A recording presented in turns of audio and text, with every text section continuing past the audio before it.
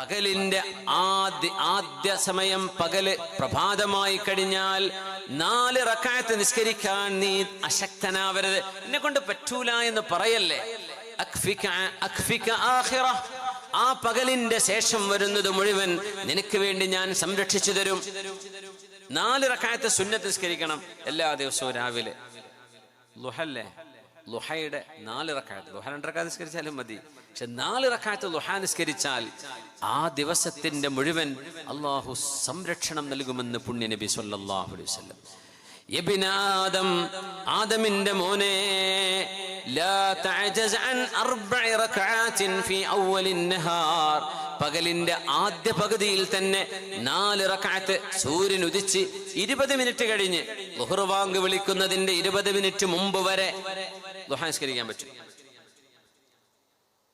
നിങ്ങൾ 4 റക്അത്ത് 2-2ആയി 4 റക്അത്ത് നിങ്ങൾ നിസ്കരിക്കുകയാണെങ്കിൽ അക്ഫിക ആഖിറഹു, ആ പകലിന്റെ അവസാന ഭാഗം നിനക്കൊരു ഉപദ്രവവും ഒരു വിഷമവുമില്ലാതെ സന്തുഷ്ടമായി സന്തോഷമായി നിനക്ക് അതിന്റെ പകലിന്റെ അവസാനം നിന്റെ മുമ്പിലേക്ക് വന്നു ചേരും. അത് ഞാൻ ഏറ്റെടുത്തു അല്ലാഹു തആല പറ. പക്ഷെ നീ എനിക്ക് വേണ്ടി എന്ത് ചെയ്യണം?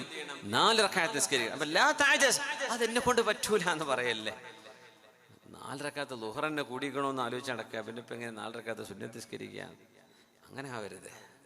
4 റക്അത്തല്ലേ ഉള്ളൂ. 4 റക്അത്ത് നിസ്കരിച്ചാൽ ഡെയിലി 5000 രൂപ കിട്ടും എന്ന് പറഞ്ഞാൽ നമ്മൾ നിസ്കരിക്കൂലേ? എത്ര ഒഴിവില്ലെങ്കിലും പോയി നിസ്കരിക്കൂലേ? ഇല്ല. പുണ്യ നബി പറയാ നിങ്ങൾക്ക് പറ്റൂല എന്ന് പറയരുത്. 4 റക്അത്ത് ളുഹ, 2 റക്അത്ത് ഏതായാലും നിസ്കരിച്ച് പോരുന്നവരുണ്ടാവും. നമ്മുടെ ശരീരത്തിലെ 360 ജോയിന്റുകൾക്ക് അള്ളാഹുവിന് ചെയ്യുന്ന നന്ദിയാണ് ളുഹ നിസ്കാരം. നമ്മൾ പഠിച്ചിട്ടുണ്ട്, മനസ്സിലാക്കിയിട്ടുണ്ട്. അത് 2 4ആക്കുക. അക്ഫിക ആഖിറഹു, പകലിന്റെ അവസാനം നിനക്ക് ഞാൻ സന്തോഷം നൽകും, നിനക്കൊരു വിഷമവും വരൂല.